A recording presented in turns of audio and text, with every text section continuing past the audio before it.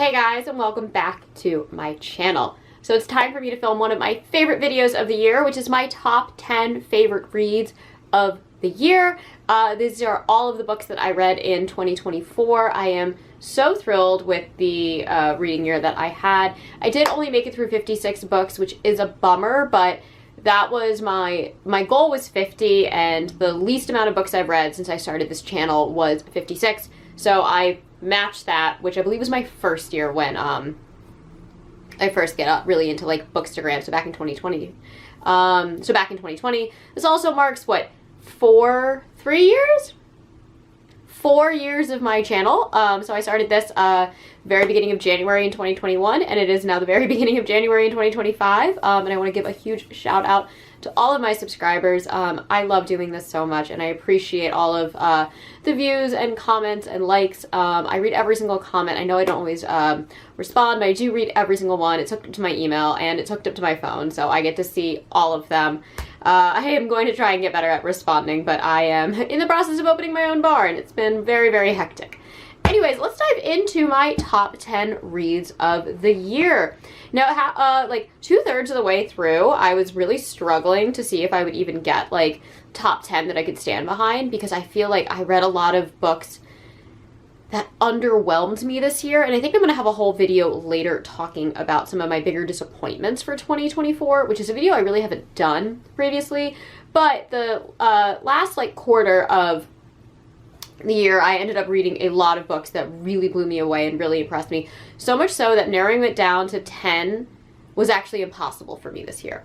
So I'm going to have 10 positions, but the 10th place is actually tied between 2 books. All week I've been trying to figure out which to eliminate and which to be my honorable mention, and which one would then obviously take the 10th spot. And I couldn't choose between the two. They're both 4-star reads. I think every other book that I have here this year is a 5-star read. But both of these books I really, really enjoyed. They both had flaws that kept them from being a true 5-star, but I wouldn't ever want to discourage somebody from reading them, and I really got a lot out of them. So it was really difficult for me to choose between the two. But those two are Stolen Tongues by Felix Blackwell and Fantastic Land by Mike Boogyman. These are 2 novels that I only read because my subscribers kept recommending them. And I'm so glad that I did pick them up. They are very, very different. They are very, very scary for very different reasons. But I really, really enjoyed them. I'm going to talk about Fantastic Land first. One of the things that I loved about Fantastic Land was the kind of epistle style that this story follows. It is done almost exclusively through one-sided interviews. I say one-sided as you don't really hear the interviewer's questions. It's just transcriptions of the answers about a horrific event where a bunch of teenage and early 20-somethings and several adults got stranded in an abandoned theme park in the middle of a hurricane. And when I say abandoned, I mean it was abandoned for the hurricane. It is normally a fully functioning theme park, and it is the staff and crew and character actors who were trapped there, and it turns into this crazy Lord of the Flies experience. It definitely had some of its flaws. I really wish that the interview style had gone a little bit more traditional, and I definitely had some problems with Mike Boogyman's opinions on technology and how it is affecting the younger generations. But I overall loved it. There's a scene, there's one chapter that takes place in a hotel room with one character being kind of terrorized by 2 figures in pig masks, and I think is one of the scariest things I've read all year, and it was my favorite chapter by far in this novel, and I really, really loved it, and I highly, highly, highly recommend Fantastic Land. And then next up, we have Felix Blackwell's Stolen Tongues. Now this, I think, might have been the most recommended book to me maybe ever on my channel. I got so many people telling me to read Stolen Tongues. This was originally a creepypasta on Reddit's No Sleep. Got turned into a full-length novel. This book is terrifying, and it is one of the first books in a very long time that really, really, really made me scared to sleep at night. The first half is nothing but absolute horrifying atmosphere and situational horror, and I loved it. It's about a couple who goes up into a remote cabin for a romantic getaway after their engagement, and once they get to the cabin they realize that there may be some supernatural forces stalking them and trying to get in, and maybe already having infiltrated the mind of our main character's fiance. The opening chapter I find to be worth all of the hype. Everybody says it's absolutely terrifying. I do actually think there are scarier chapters later on, but I was blown away by Carrot the Parrot, which is the opening chapter's main plot point. And I see why it has all of the hype. Unfortunately, it cannot keep up with the pace that it set at the first half of the book and kind of starts to ramble and get lost. I feel like if it had been truncated and maybe the last third of the novel wasn't there, the book would actually be much stronger. Instead of trying to give us more answers and expand upon what's happening, I think the vagueness of the monster would have been much more terrifying than kind of expanding upon the lore, especially since the lore is kind of made up. So yeah, this was a 4-star read, but it is the #1 book on this list that literally chilled me and scared me to my core. It genuinely terrified me, so I knew it needed to be on this list. So these are my two number 10 spots. I really can't choose between them. I'm sorry, but they are both ranked at number 10 for this year. At number 9, though,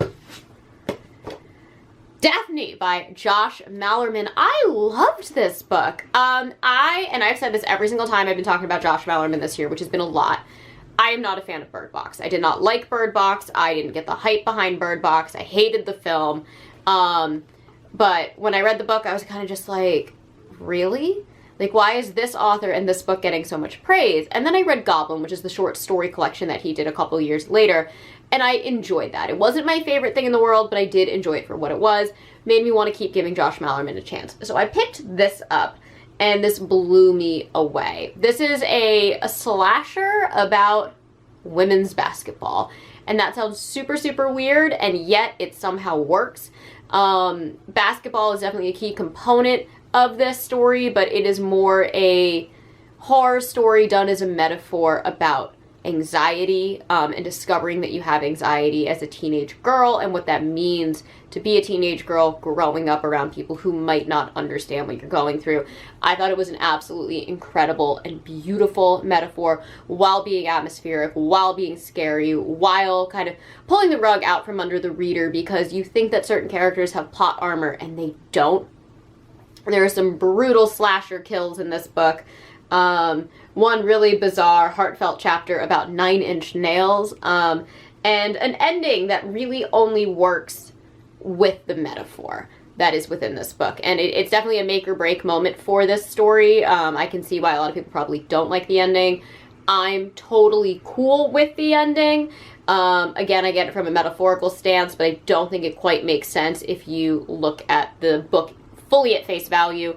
But at the end of the day, I was really on board with the topic and the message of this, and it really made me want to read more from Josh Malerman. And so I was really, really stoked with this novel. So very, very exciting. And I believe the rest of all these books, including Daphne, are all 5 stars for me. So I'm just going to kind of skip saying that. It's one of the first years, too, I think, where I didn't really have like a 4-star kind of like creep in the middle of my list. I always base my top reads of the year list on my opinions looking back on the books at the end of the year and not on my gut reaction ratings. If you've been on my channel long enough, you know that sometimes the ratings that I immediately give a book right after I finish, which is how I do my ratings, don't always end up being how I feel in the long run. So my end of the year wrap-up list definitely tend to reflect that. But this year it's pretty spot on, I believe, with all of my big tops being 5-star reads and my tied for 10th place being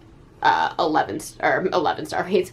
My tied for 10th place being my 4-star reads. I don't think I'm actually leaving out any 5-star reads. Next up, I couldn't not include this. What are we on, spot 8? I couldn't not include this, but this is We Used to Live Here by Marcus Klewer. This is another creepypasta from No Sleep that has been turned into a novel. This is,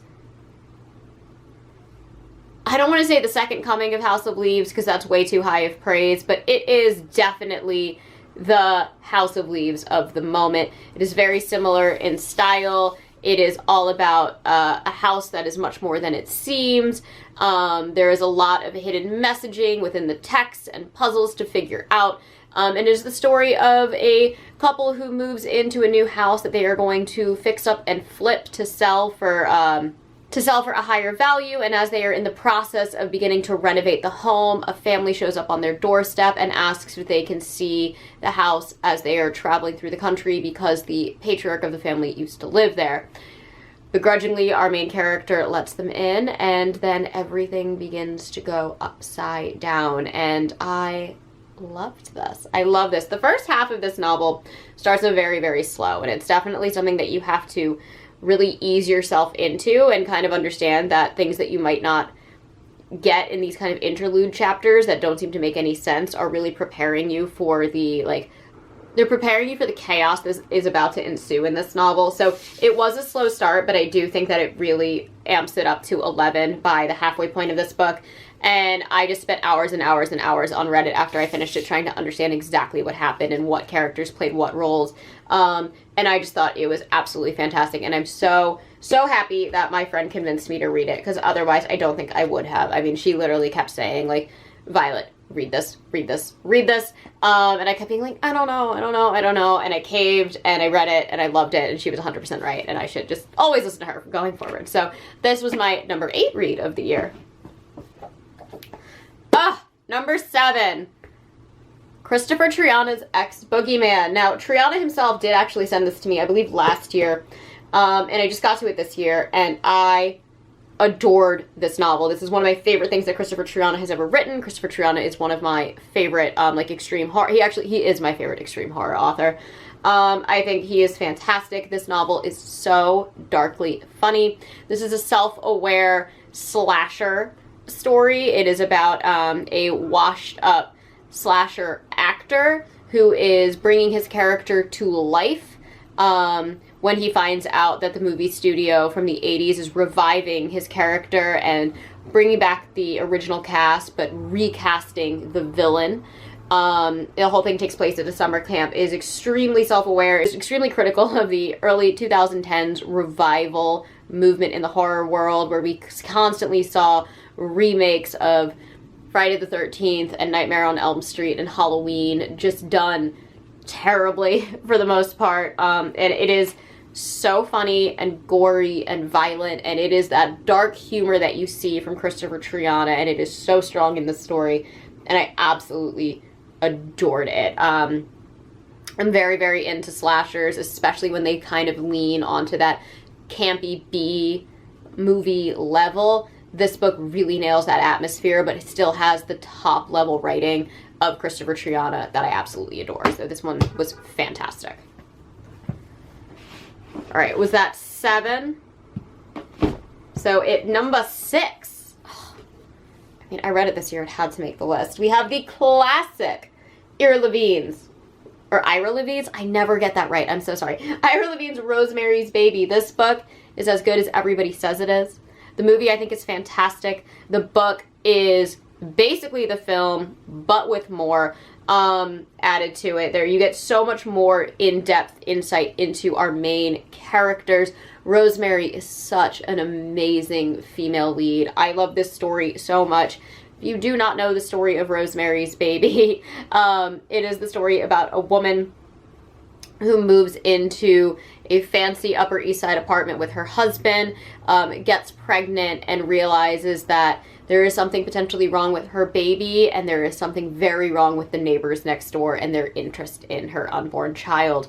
And it is terrifying, it is beautiful, it is well done, and honestly, if you love the film, read the book, because you just get so much more out of it. And just such an introspective on the characters. And Rosemary, you feel for her, but you also see her in even a stronger way than Mia Farrow plays her in the film. And it's just absolutely start to finish fantastic. The setting of, what is it? It's not the Dakota. The Dakota is where they actually filmed it. The Bramford. The setting of the Bramford is absolutely stunning. The way it's described, the apartments, the 1960s kind of style of it all. I just love it so, so, so much. So I had to make sure that that was on here because it is worth being the classic that it is today, and it is worth all of the hype that it is constantly getting. All right, we've made it to our top 5 now. And that is not to say that these books are better than Rosemary's Baby, because I know people are going to yell at me for that. These are just books that I enjoyed more. And next up, we have Riley Sager's Middle of the Night. I love Riley Sager. A lot of my lists have included novels by Riley Sager at the end of the year. He is probably my favorite like mystery thriller author. I understand a lot of people don't always love his stuff because he's known for having these crazy twist endings, and a lot of times the stories are supposed to be supernatural, but then they're not. But I'm a fan. I'm a fan, and I think Middle of the Night is the best thing he's ever written. I really, really loved The Only One Left that he did last year. I do think Middle of the Night is stronger. This is the story of a man who returns to his childhood home to take care of things after his parents have moved, I think, to Florida. He's very, very down on his luck. His wife has left him. And when he is there, he starts to unravel the mystery of the disappearance and potential murder of his childhood best friend inside this cul-de-sac of familiar faces that maybe not exactly what they appear to be. This book is fantastic. The mystery is incredible. The twist I did not see coming. I really love when I don't see the twist coming. The characters feel very, very rich. They feel very, very real. You really empathize with our lead. He might not be the most likable character ever, but you understand why he is that way. And that kind of fuels the fire for a lot of the other characters in the story. There's a lot of morally gray moments in this book that really make the mystery and the reveal that much more intriguing. And I absolutely adore this. I really, truly think this is one of the best things Riley Sager has ever written.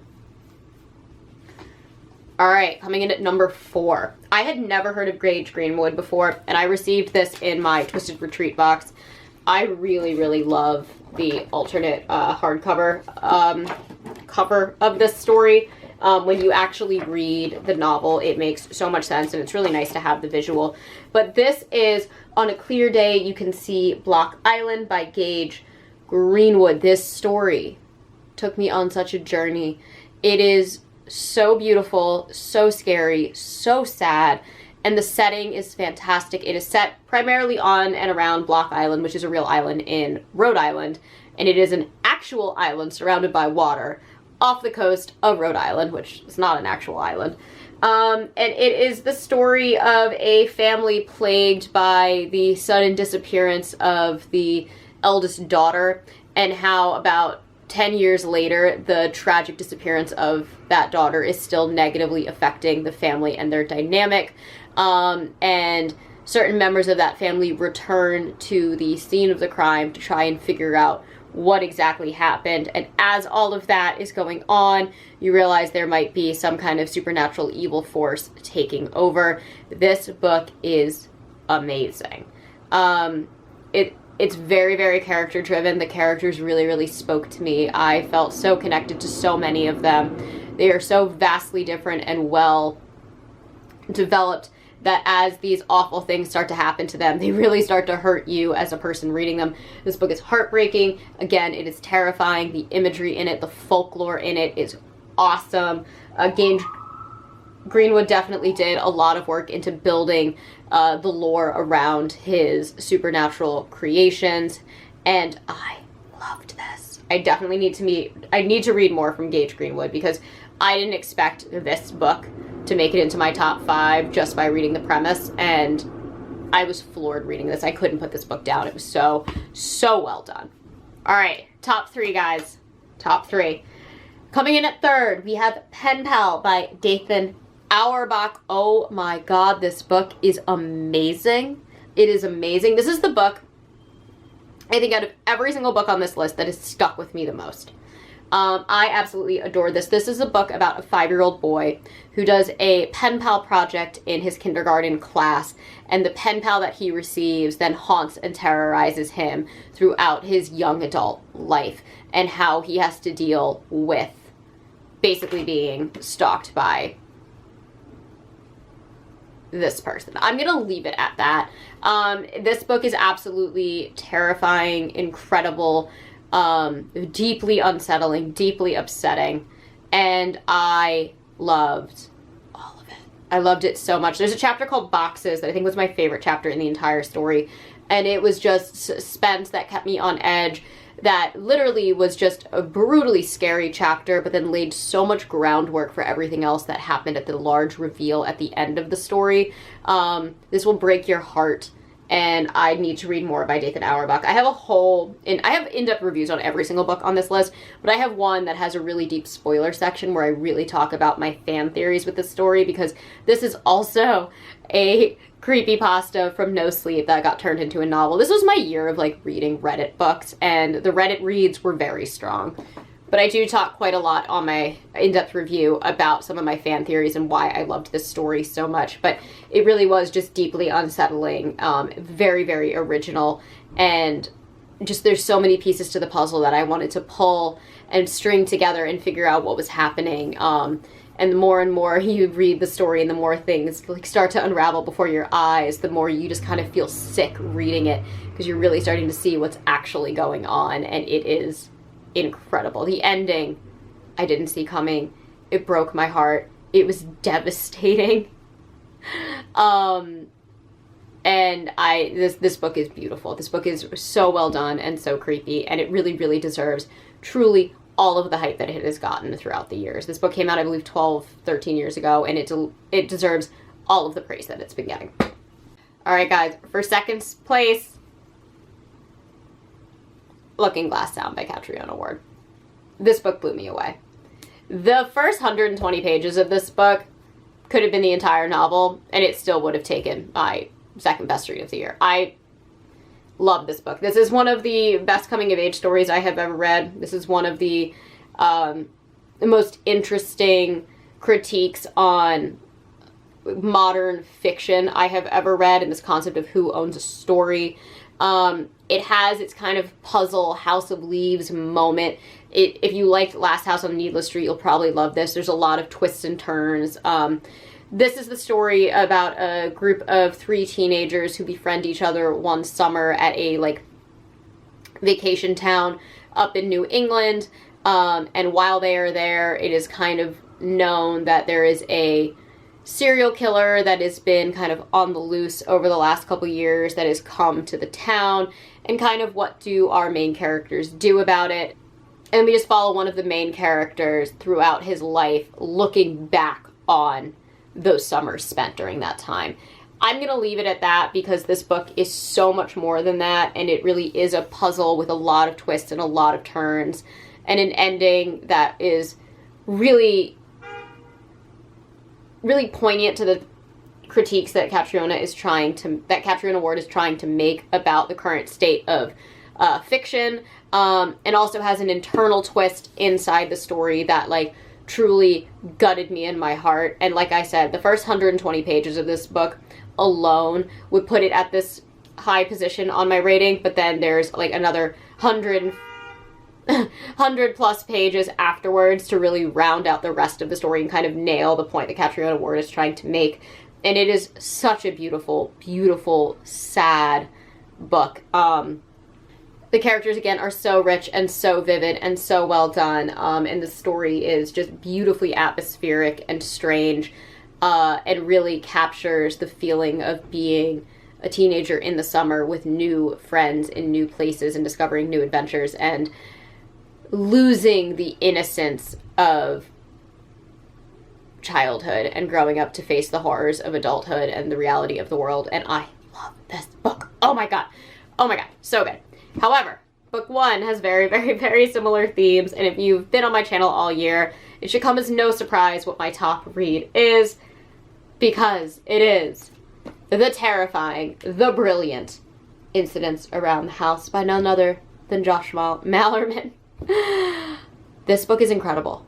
I finished reading this book, and I think I knew right away that it was going to be near impossible for me to find another book to top this for my top read. I think I read this back in June or July. This book has one of the scariest scenes I read all year. It has one of the A few scenes that has ever really truly terrified me in a story. I consider it a jump scare in a book. It is the bathroom scene. If you've read the story, you probably know what I'm talking about. I cannot speak highly enough of this story. This is the story of a little girl, I believe she is 8 years old, who's being haunted, and unlike most kids who are haunted, she kind of tells her parents, hey, by the way, it's like a demon trying to possess me, and her parents, surprisingly, go for it, and they're like, cool, let's get rid of this, and it just goes incredibly badly, and it is amazing. This book is so scary. It is so well done. Our lead, even though you were reading from the mind and perspective of a child, it has strange formatting, but you get used to it very, very quickly, and you were able to understand a lot of the subtleties that Josh Malerman puts into this. Again, we are reading a story from the mind of a child who might not understand a lot of the complexities that are happening in the world. And as you were reading through this kid's eyes, you can really understand the story that Josh Malerman is trying to tell. And I think it is, again, such a great way to show the loss of innocence when you are growing up as a kid and entering into adulthood. But it also shows you what happens when that loss of innocence might happen too soon. And again, it has a really, really, really scary monster called Other Mommy. The premise might seem a little similar to Coraline if you read the inside cover of the book. I promise you that is where it stops. It is completely different in my opinion. Even though Other Mommy, Other Mother sound very similar, I was very hesitant too when I first picked this up. But I can tell you it is leagues different, it is leagues darker, it is leagues scarier. And it is truly just a masterclass in horror fiction in a way that I was so thrilled to get my hands on. I've been talking about this book nonstop since I read it, and I just think it is absolutely brilliant. Heartbreaking. A lot of my top reads this year, like literally almost all of my top 5, I think all of my top 5 actually, are just truly devastatingly heartbreaking stories. We are team no happy ending this year apparently, but it was incredible. Absolutely incredible, and I cannot recommend this book enough, especially if you're somebody like me who's very turned off by Bird Box. This is the book that I think has put Josh Malerman on the map for me. I will pick up all of his releases going forward just because I was so blown away with the different style choices that he used, the type of perspective that he used, how he conveyed adult messages through the mind of a child that resonated with the reader in a way that we could understand, even if it went over our narrator's head. The idea that the concept of an unreliable narrator wasn't because this narrator was lying to the reader, it was actually because the child was too young to understand what was actually happening. I thought that was a brilliant way to do an unreliable narrator. And Other Mommy, at the core of her being, is just absolutely terrifying. So well done. And he expands on some of the world building that he created with his other novels, primarily seen in Goblin, which I greatly appreciated because I am quite a fan of Goblin's short story collection. So there we have it. Anyways, those are my top 10, 11 reads of 2024. I am so pumped on the books that I got through this year. I am so happy with some of the new authors that I have discovered, and a lot of these like Reddit creepypasta novels truly impressing me. I really wasn't expecting that. I put off reading Pen Pal forever because I was like, I don't know, like I've never heard of this author. It was just like a blog post. I was so wrong. It was so good. And I'm still thinking about that book. I'm still thinking about Incidents Around the House. I'm still thinking about the middle twist of Looking Glass Sound, and the books that resonate with me like that always have to make it onto my top list. And they're definitely very macabre and sad. We really were a team no happy ending for a lot of these, the vast majority of these books, honestly, I would say. A few have happy endings. But I don't know. I guess I was in a mood this year. But please let me know down in the comments below if you guys read these novels, what you thought of them, what your top read of the year was, and if I missed something that I either should have had on this list or maybe don't know that I should have read. Anyways, that is all that I have for you guys today. As always, I try to post every Monday and Thursday, sometimes on Saturdays. And if you enjoy these videos, please hit the like and subscribe buttons down below, and I will catch you all in the next one. Mwah!